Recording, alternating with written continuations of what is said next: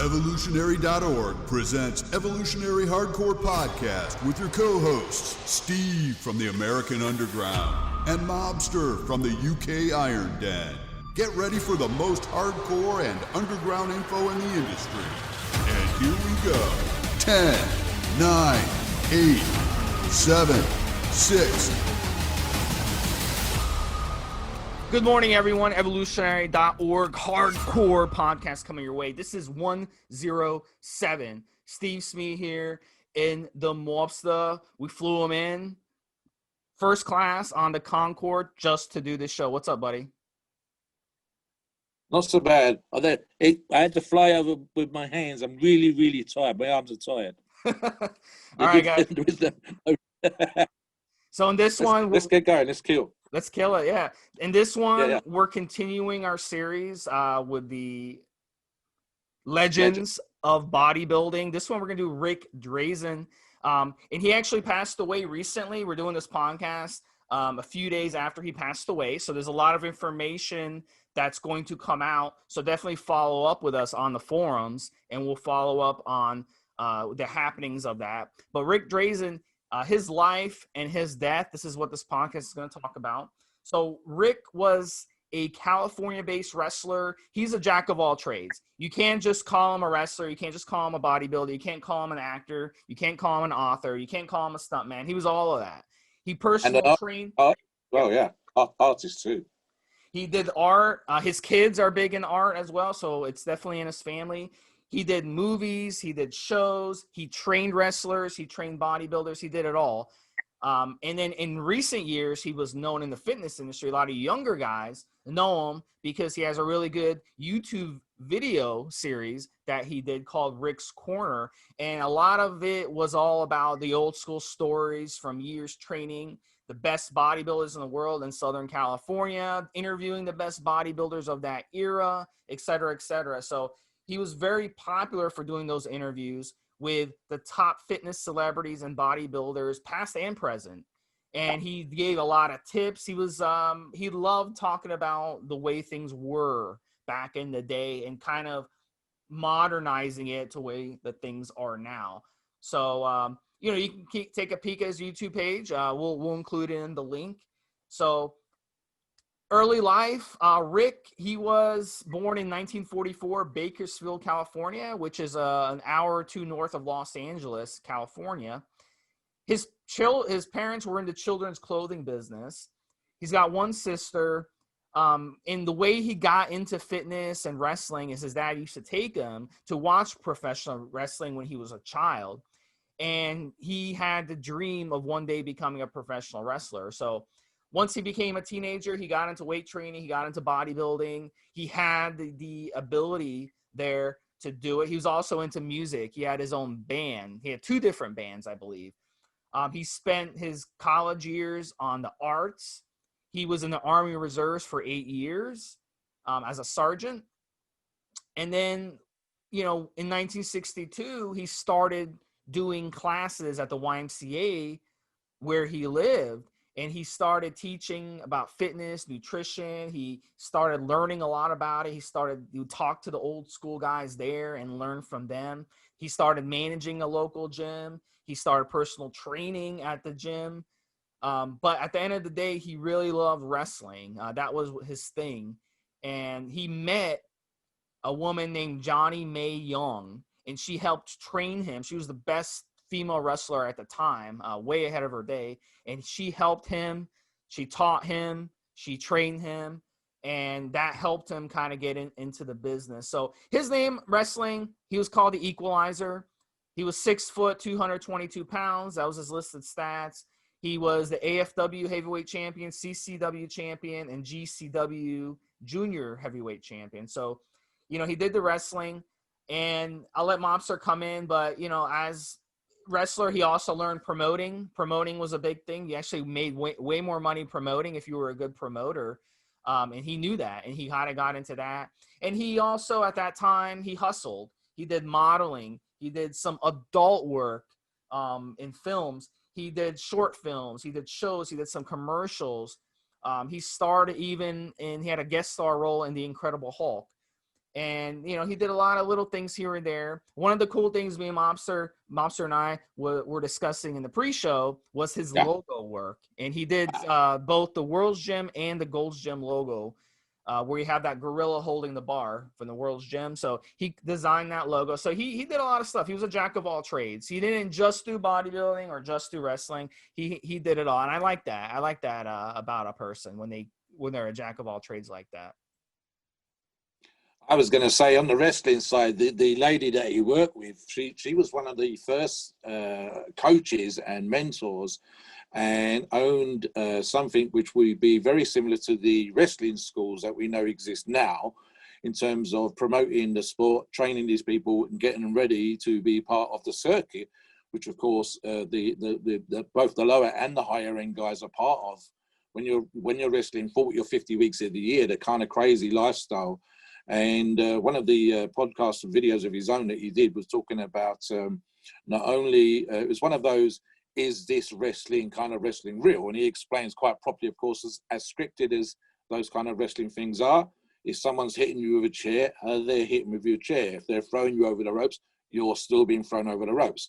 And in fact, one of the secrets, and a phrase that he used during the interview was red equals green, meaning that if you bleed, if it looks like you're getting smashed about, this sells. You make more money, that you sell more seats. And in fact, one of the particular specific things that they were talking about was the use of razor blades in wrestling. So this is hardcore, people. We're not talking about the Saturday night stuff that we used to see here in the UK. This is the kind of in a tent and middle America, driving into town and setting up the ring and all this kind of stuff. So when he actually says, he was interviewed, during the interview, he says about whether they would hide it in their hands, or they would put the razor blade in their tongues, or even under a wrap around their wrist. But he said, and so the other person says, well, did you do that? He says, oh, sure. And he points to his head and he says, you could see for the older, more hardcore, more seasoned wrestlers, but how hardcore or whatever they was, by the number of small scars on their foreheads. So yeah, this is pretty nasty, gritty, dirty stuff where you're getting pretty much physically semi beat up on a weekly basis, that you're deliberately making yourself bleed, that you're doing kind of crazy stuff. So it's a proper full-on nasty lifestyle for whatever money. So yeah, that makes sense to go into the promotion much easier on the body, and a lot better. There's actually a image which I believe is on Ric's own website, and the image is, it's got a lot of arrows pointing to various parts of the body, and it's Ric's injuries from wrestling, and it's pretty much the whole fucking body: shoulder, elbow, wrist, chest, clavicle, knee, hip. There's just pretty much, he actually came out of it really, really well. There are guys out there in wheelchairs and on sticks, and Ric had neither.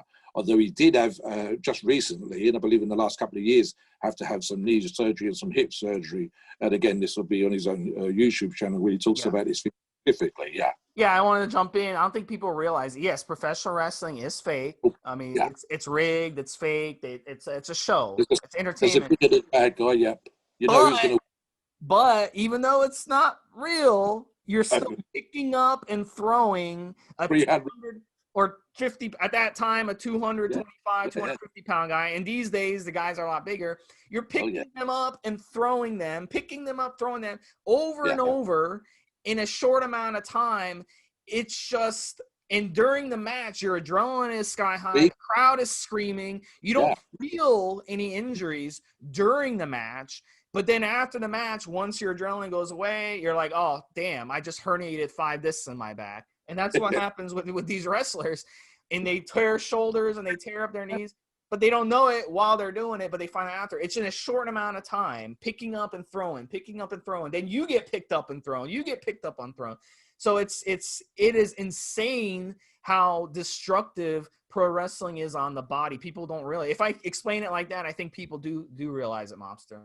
Yeah, I mean, one of the other things that he did, and when Steve said he had he was really, so many different roles, so many different jobs, so so many talents. I mean, he was a film and TV and film stuntman, not just in the Hulk, which I'll mention in a minute, but other films and movies. And again, I actually personally know, and one of the guys that we trained with is a fellow called Nick McKinless, who's a TV and film stuntman with quite the list of things that he's done. And you have to master to be a professional stuntman, master and be able to teach 7 specific aspects, whether that's riding a horse or some sort of sword fighting or whatever. And you have to get up to a teaching level. But again, people think that the stunt stuff is all, safety cables and special vests and things like this. But some of them still literally will fall down a flight of stairs, and sometimes with the cameras that we have now, with the high definition that we have now, you can't pad the stairs or you can't pad the guy. So they are falling off horses, they are falling off buildings and all this kind of stuff. And so he was, not only did he do the wrestling, which probably prepared him for the stuntman, he was doing his physical stuff. So this is a big, tough, physical fella with an enormous list of skills and talents that he's got. On the Hulk thing, and as we were discussing in a previous podcast, just how big this TV show was for those of you that are too young to remember. There's a particular episode which I believe is called Prometheus, but he also starred in a few of the other episodes during the transformation from when the Bill Bixby character hulks out and becomes the Lou Ferrigno, the Hulk that we recognize, this huge muscular fella. The demi-Hulk, the Hulk in between, as part of the transformation, was Rick. And in Prometheus, he kind of gets stuck. So Rick's big moment, so to speak, and the most recognized for us as bodybuilders and lifters, was the halfway, the demi-Hulk. And I believe in Prometheus, I said pretty much the whole episode is where Hulk is kind of stuck in his transformation. He doesn't go Hulk and he doesn't go back to human until, towards the end of the episode for the finish of the story. And that was Rick played that particular part. There was a couple of other bodybuilders I seem to recall with makeup on, where they were doing the falls and some of the stunt work. They're not going to throw Louis off a roof onto cardboard boxes, so someone else did that. But yeah, that was Rick's big part there, and the one for which is recognized in the 80s. As far as the artwork's concerned, and we'll get onto that specifically, he was quite the artist. I haven't seen too much of his work, but I actually mentioned again in the preview, when prelim build up for the podcast, I actually went out of my way this week and brought the classic yellow Gold's Gym logo T-shirt. It's got I'm assuming it's official because it's got the right labels in the collar, and this is the famous. Took him 2 minutes to do this design for Joe Gold on a napkin while they're out having a meal.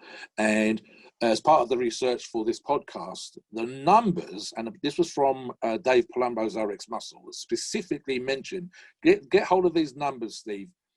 The shop near to the main Gold's Finish gym that we're familiar with, the main one that people go to visit now, not the old one on Pacific Avenue, which is the one at Arnold, etc., and probably Rick himself trained back in the day, but the big one with the 3 rooms, 5 rooms, and the famous logo outside, etc., in the car park that people pose next to. There's a shop nearby, or was a shop nearby, that sold Gold's Gym stuff, and they were selling $30,000 a day at its peak. Now that's $1 million a month from one shop of just Gold's Gym logo athletic wear, and specifically, obviously, the T-shirts. I believe, I didn't follow this up and double check it, but I believe one of the big super department stores in New York sold something like $400,000 a year. So that was not literally nowhere near the gym. And I'm going to say at one point it was probably the biggest selling bodybuilding type shirt ever. And certainly at that point in time, when you're selling $1 million a month out of a shop a few minutes away from the gym of just one logo design, that's up there with the Nike and Adidas kind of stuff. And so that's how popular that shirt was. Now, to a lesser degree, and again, it's Joe Gold, because Joe Gold, of course, wrote the original Gold's Gym, and then later on the World's Gym. It might have been Ken Sprague that he did the logo design for, but Joe Gold, of course, was the creator of both those gyms. He, as Steve said earlier on, also designed the World's Gym logo. So the two most well-known gym cup chains in the world with the simple logos, and these were minutes, real quick designs. Like sometimes when they do these popular songs, the stuff that you sweat for weeks and hours over doesn't seem to make it, but the stuff that's off the cuff, that's inspired, that's the stuff that, you know, Candle in the Wind, 5 minutes by Elton John. This is the same sort of thing. I think he said 2 to 2.5 minutes on a napkin in a restaurant, and this is the logo that was selling $1 million a month from one store in California, just one store. So Christ knows what the money that they probably made as much money selling T-shirts as they did through their memberships in the gyms. Yeah, back to you, Steve. Yeah, that's great. That's a great marketing. That's the way it was. I mean, back in those days, you could there was no competition. Now you have a million places selling T-shirts. So, I mean, the competition's a lot more firm. So that's how a lot of people got rich. So, you know, let's kind of get into that. You mentioned Southern California, and you mentioned him working out. So, and that's one of the things Rick talks about a lot. He loves talking about that. 60s and 70s, working out with guys like Arnold, working out with the group, you know, as the clique that they had. Yeah. And they would train all week hard. They would eat clean. And then on Sunday, they would have a cheat meal. They loved ice cream, cheeseburgers, you know, on Sundays. And that's how it was. That was their life. Beach, women, working out, and then food. Yeah, but the specifics, one of the things is that he was part of that actual core group that trained with Arnold. And I believe the time scale quoted was 4 years. But so I think there are some of those famous black and white photographs where you can pick out the group and you'll see that Arnold and Franco and other well-known faces, Robbie, etc. in there. And in that group for 4 years was included Ric Drasin. So he would have been one of the guys that would have been invited to these chill outs. I would have to double check the Pumping Iron video. I don't think he was one of the guys that said that little party where they're smoking herbal cigarettes, shall we say. But certainly one of the guys that they would have chilled out with on the beach. Certainly one of the guys that they would have gone for meals with and had an occasional beer with. And certainly part of that peak period of the late 60s, early 70s, when Arnold was making his way and becoming the icon of the sport that he was. So there are 2 or 3 guys around that time that have written about their times with Arnold and been interviewed and given some of the stories. And we'll get onto the specifics of steroids, what the other guys were doing versus what Arnold was done, because we've covered that in a previous podcast. Training-wise, I'm going to say, obviously, because they're in a group, and even if we vary the sets and reps and whatever else, you're all going to be doing the same kind of exercises. But it's one of those things, and we touched on in a previous podcast, how fucking cool from a historical perspective is going to be. I trained with Arnold and we trained chest together and we trained arms together. And when you've got that group, how motivated you are, where these guys are all, and I mean every single person in that group, I can't think of a person who wasn't world class of that time, of that period. Now, they might not kick ass in competition now, but at that time, they were the guys. Every single one seemed to have a title. You've got the Rick's huge talent list and stuff that we've touched upon already. And this is the group. There wasn't a person in that group who was so-so or average. They're just a bunch of freaks doing crazy stuff and really, really living the lifestyle that even some up into the 80s, when the guys went off to California and you hear these semi-horror stories of sleeping under the boardwalk and sleeping under the pier and sleeping in their cars and getting moved on by the police, or 20 of you in a room and all that kind of stuff. It's this group that preceded that, following on from the Muscle Beach stuff with the huge crowds. And they were in that group. They were in that thing where they were living what we would call the beach lifestyle. Train and chill on the beach and eat healthy food and get some sun and chase girls and maybe have a beer on the weekend. And we're really, really living what we would think of as the dream. Yeah, what do you think, Steve? Yeah, that was the time. Really, I think every bodybuilder looks back at that time and it's like, we wish we would have lived in that time. And I think the way it's overhyped and stuff, it's definitely true.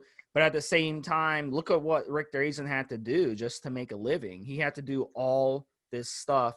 And he wasn't focused 100% on bodybuilding like Arnold was, or like Columbu was, or these other Frank Zane was at that time. He was a jack of all trades and all this stuff. So we don't know. If he would have just focused on bodybuilding, we don't know what would have happened. Maybe he would have been a top 10 guy. Maybe he would have been a top 3 guy. We don't know, so we could speculate on that. I would say probably not, maybe just based on his body type, but who knows? But in his situation, he was more focused on wrestling, art, and acting.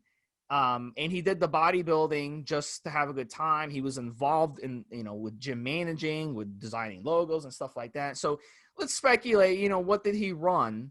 What steroids did he run at that time?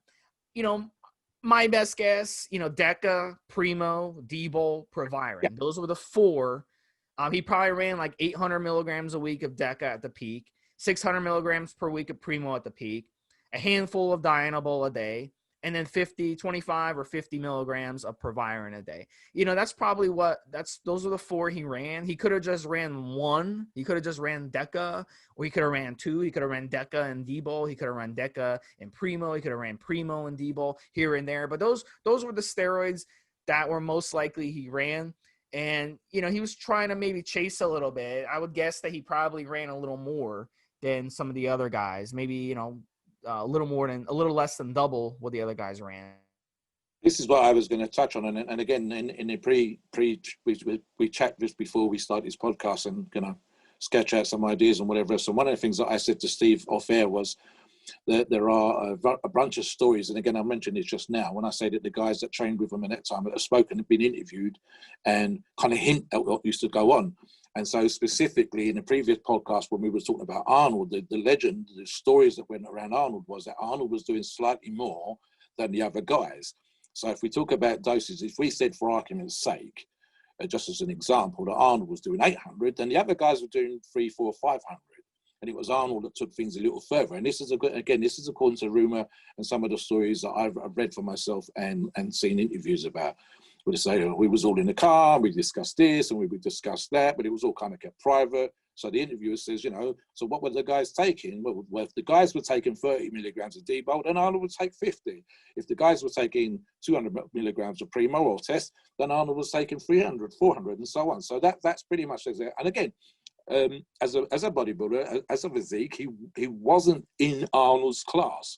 So I think the other aspect, which is kind of one of the dirty little stories of wrestling, and Ric's been quite open in regards to what went on and all this kind of stuff. So it's not a great revelation, but if you're carrying that number of injuries, and if you've had that kind of a powder on your body, then it's perfectly normal in that group to be taking quite a lot of painkillers. So I'm going to suggest that, from my perspective, he would have been doing less than Arnold, probably similar to the rest of the group, but you're going to have those variations, of course. One guy doing one thing, not everybody's telling everybody else what they're doing, and probably there's going to be some painkillers in there and that kind of stuff. So yeah, it's going to be incredibly tough to turn into a top-level professional bodybuilder. And he had a fine physique, let's not muck about. I've seen the photographs, it's very good physique for that time especially, but it's going to be very, very tough carrying all those kind of injuries. And Steve and I both carry injuries from the stuff that we've done, not even up to that level, and aches and pains and whatever. Can you imagine getting the smashing in the ring that you're getting for all those years wrestling and then trying to become a top professional bodybuilder with all the injuries that you still get? It's going to be very, very difficult. And in spite of that, he had a fabulous physique.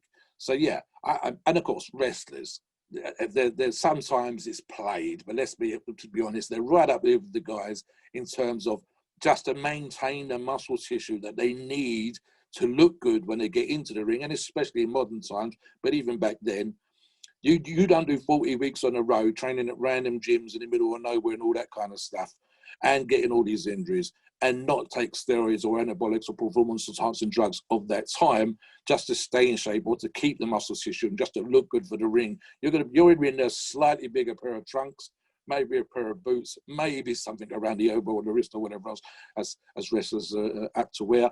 And you still need to look good. You still need to have some shape. Now, the British wrestlers, not so much, but the American wrestlers, even then, in shape, looking good, carrying muscle tissue, and you're working out in crappy, shitty, backwards gyms, and sometimes in the YMCA, and sometimes in proper gyms. You're going to use anabolics to maintain that tissue. You're going to use painkillers to deal with the aches and pains.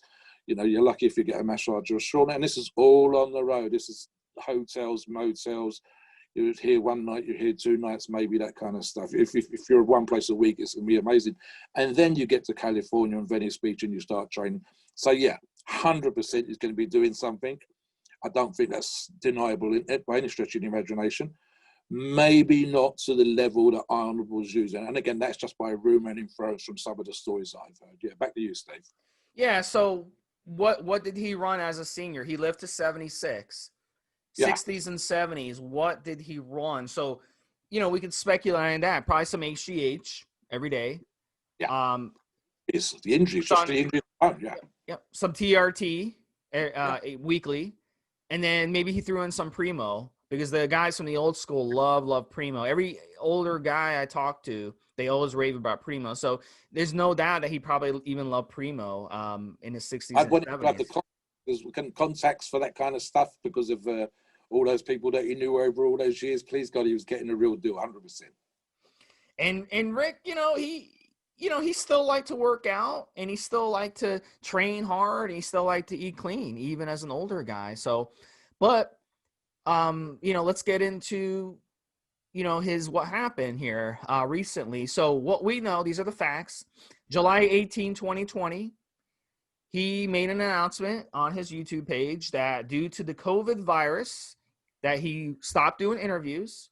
He didn't want to get sick. And that's why he started uploading older interviews. So he started doing that. He also mentioned he had been having some kidney issues, and also his knees were giving him problems.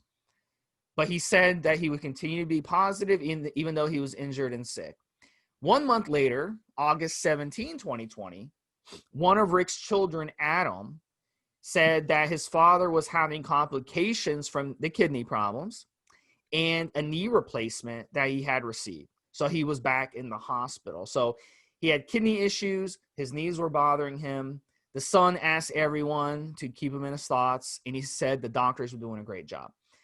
Now, fast forward about 2 weeks later, August 30, his 3 children, Sammy, Adam, and Shane, who at least 2 of them, by the way, are really, really good artists. They have their artistic work on social media, just like their father. They announced that their father had passed away, and he was 76 years old, as I said.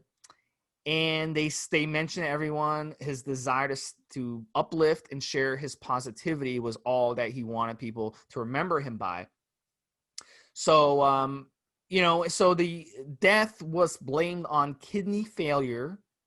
And also they had mentioned they had a tough time breathing. So, that's common when we see with older guys and gals, a problem breathing. Now, Rick, we can make the assumption, obviously, he wasn't a smoker. So we can make the assumption that just his body inside was just failing. And when your body inside is failing, your breathing gets harder and harder. His organs were probably failing. When the kidneys go, you're in big trouble, especially at that age. Yeah. And, he was 76. He didn't live to be the average medium age of an American, which is a few years older. 78, 79 for a male right now is our age. So I'm going to make the assumption that, look, the steroids probably, lowered his life expectancy. But if he wasn't hadn't exercised his whole life, ate great his whole life, I would argue, considering all the steroids he ran and considering how much pounding he put on his body, the fact that he even made it to 76 is a testament to how well he took care of himself, even if you consider those steroids. So you gotta take that into consideration. And he seemed to be doing very well up until the last few months is when things fell apart. So, hey, he lived 75 great years, and you can't say anything about that. So I would love to just go 75 years like that and live 75 years. I think he has nothing, that's perfect. That's perfect. 75 years is perfect for me. So we can all hope to have that as well. Yeah, I was going to say something stupid, and I've actually just double checked while we've been talking. I was going to say something like, wouldn't it be what an amazing life he's had, and how cool would it be if we could read about it, to see what he's done in more detail? Because our podcast, I mean, today we're kind of trying to suggest as best we possibly can that we don't know as much as we ought to know about this guy, because he's done so much and been such a varied life and such an interesting impact that not everybody's aware of, which is kind of why we made sure to include that during the podcast where we were talking earlier, that we ought to know more about him. So I was going to say something stupid like, oh, we ought to have a book written about him. But in fact, Rick wrote a book in 2016. His autobiography was called, for those of you that want to look this up, and I might actually buy this myself, The Time of My Life, because I would, as Stevesmi said, you go, I'm very, very fortunate myself, and I'd love to be able to say that I've made money from it. I have, but not to any great wealth for any money that I've ever had. I've always made more doing an actual normal, sensible day job, but I've managed to make a few bucks here and there from the lifestyle that we're involved in. But again, it's not paid mortgages or serious bills or whatever else. We kind of play money. Now, Rick, it's like that. It's kind of, I think Rick should have been richer for the stuff that he's done. He should have made a lot more money. But I suspect his life has been incredibly enjoyable. And this is where I'm able to echo some of these things myself, where I've been to award ceremonies where I can hook up with some of the world's strongest men and then know who the hell I am and all that kind of stuff. And Rick is there, and is there some more. So yeah, check this out. Go online, get yourself over to Amazon and order his book. It's called The Time of My Life, which came out in 2016. It's something that I think I might have a look at myself, whether it's a download or whatever else, because as Stevesmi says, the life this guy's had and what he's done, and we only kind of wish that he lived longer. When you saw him during his YouTube videos, he looked in pretty good condition, tanned, healthy. He was having the time of his life again, because he's getting to talk about this very thing that he's done all his life, he's enjoyed. He's interviewing other legends, and I mean proper legends and icons of the sport. He had Rich Piana's on one of the videos where, when, bless him, and it'll show you around the date. So I think it was the 90s when Rich Piana still got a little bit of hair in the videos, but he's still got that fantastic, amazing, freakish physique. And one of the things they actually spoke about, and the one that I was thinking of, because I just looked at this yesterday, was, which I touched upon many times, what works, what doesn't, and the kind of crazy stuff that we've done since. The basics still work, the prima bowling still works, this kind of stuff, this approach to training, to nutrition, to steroids, and then you tweak it, and then you do the advanced stuff. And in fact, that's quite what him and Rich Piana are talking about. He's had a bunch of other guys on there so they can talk about the lifestyle of being on the road. And the Rick's legend, Rick's iconography, what makes him the man, and we're not just doing this podcast because he died. Let's be frank. Everybody's doing this stuff. We're doing it because his impact isn't known as much as it should be. What he's done, how varied his life's been, the tapestry, this is part of what Rick's Corner was about. But the stories this guy could tell, if you're a gym rat, as Stevesmi says, if you're a gym rat, if you go to the gym, if you lift, if you train, if this is the kind of stuff that gets your juices, you do your day job and this gets your juices going. This makes you get out of bed in the morning on the days when you've got to do the grind and whatever else. You like going to the gym, you like gripping the bar, you love this lifestyle, you like talking about steroids and nutrition and the psychology of the sport, then this is where Rick is. He's right up there with that kind of stuff. Yes, Steve.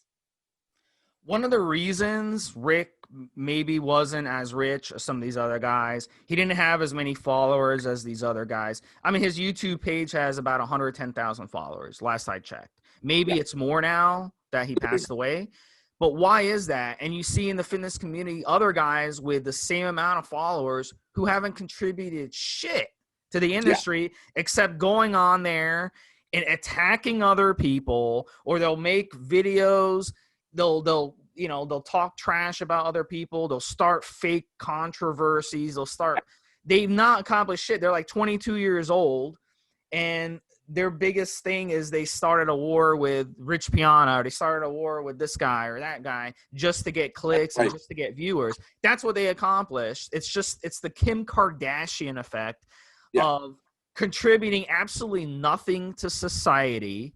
I think And it's but a love.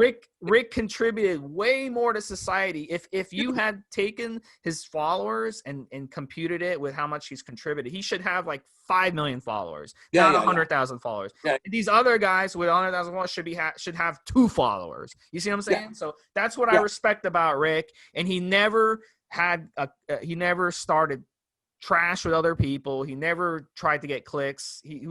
That's the guy. He did this for love. He did this because he enjoyed it. He wrestled. I mean, I'm sure he's going to make money from time to time. He even invented stuff, but I don't think he was driven for the cash. He wasn't after the green. He didn't go to the gym because it was going to make him, get him another 40,000 followers on YouTube. He wasn't going to, 10,000 more followers on Instagram. He was doing this stuff because he fucking loved it.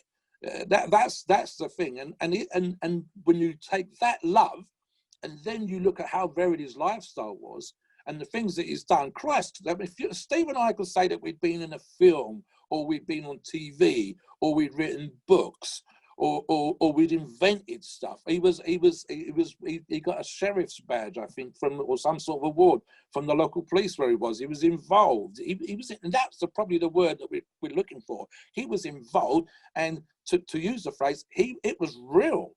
All this stuff was real. That wrestling, you're getting pounded. You're doing that for 40 or 50 weeks of the year. You're falling off of horses when you're filming as a stuntman. And it's in the fucking gym with Arnold Schwarzenegger, with the guys lifting the damn weights at that legendary time. And this is all real. That every single thing that we're talking about is real. But he's not done it for the bucks. He's not done it for the views. He's not done it for the followers. He's done it because he fucking loved it.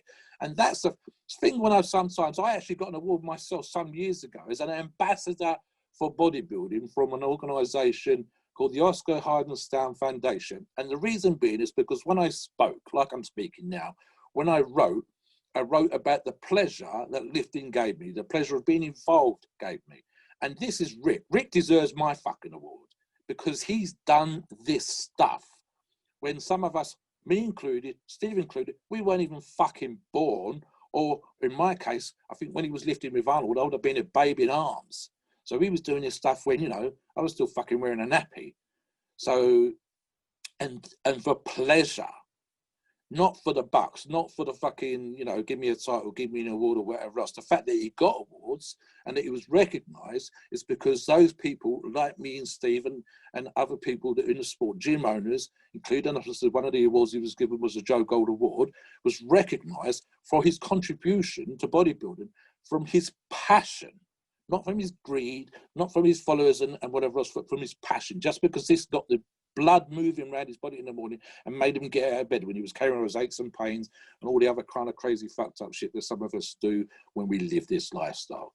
Back to you, Steve. All right, guys. So, guys, we're going to talk more about Rick. We're going to have some forum posts. If you go on evolutionary.org forums, don't be shy. If it's first time on the forum, sign up. We'd love to get your opinion on this show, and we'd love to get your opinion on Rick and all these other guys. So post up on the forum. We'll have the podcast up. Yep. We've had some good feedback from guys that have been listening to these hardcore, and they like what we're doing. They love how we're coming across. So we want more of your feedback, guys. You tell us what you want and some names and the faces, and we'll crack on and we'll get some more podcasts out for you. All right, guys. So this is 107, Ric Drasin, Life and Death. For Stevesmi and Mobster, this has been Evolutionary Radio Hardcore. We'll talk to you guys next week with another person. Keep it on. See you later.